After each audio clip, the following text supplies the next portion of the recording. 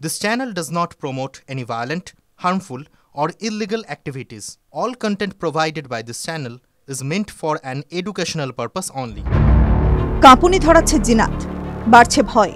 শেষ পাওয়া আপডেট বলছে ঝাড়গ্রাম জেলার বর্ডার থেকে ৩০ কিলোমিটার দূরে রয়েছে বাঘিনী জিনাত। তবে এখনও তাকে পাকড়াও করা যায়নি, চালানো যায়নি ঘুম পাড়ানি গুলি।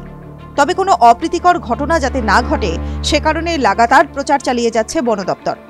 বন দপ্তর জানাচ্ছে, ঝাড়খণ্ডের চাকুলিয়া রেঞ্জের চিয়ারবান্ধির গ্রামের পার্শ্ববর্তী সোনাঝুরি জঙ্গলে দাপিয়ে বেড়াচ্ছে এই দামাল রয়্যাল বেঙ্গল টাইগার। এলাকা সুরক্ষার কথা মাথায় রেখে ঘাটশিলার চিয়ারবান্ধি, পান্দ্রাশলি, ধাতখা, খাড়বান্ধা এলাকায় জারি করা হয়েছে ১৬৩ ধারা। কড়া প্রহরা জারি রাখার নির্দেশ দিয়েছেন মহকুমা শাসক সুনীল চন্দ্র। যদিও তারপরেও কাটছে না উদ্বেগের মেঘ। জঙ্গলে যাতে কেউ ঢুকতে না পারে সেজন্যও চলছে নজরদারি। সদা সতর্ক বন দপ্তরের কর্মীরা। পাহারায় চাকুলিয়া বন বিভাগ। যে জঙ্গলে বাঘিনী ঢুকেছে সেটি প্রায় ৫০০ মিটার বিস্তৃত বলে জানা যাচ্ছে। জিনাতকে বাগে আনতে ইতিমধ্যে জঙ্গলের ধারে টোপ হিসাবে ৩টি মোষও বাঁধা হয়।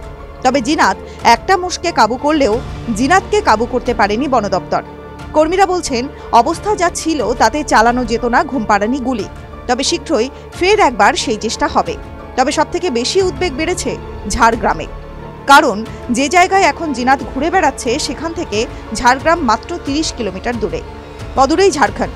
তাই ওড়িশা থেকে জিনাত পালিয়ে এলেও চিন্তা বাড়ছে বাংলা ঝাড়খণ্ডে। সতর্ক রয়েছে বন বিভাগ। এখন দেখার কবে খাঁচাবন্দি করা যায় জিনাতকে।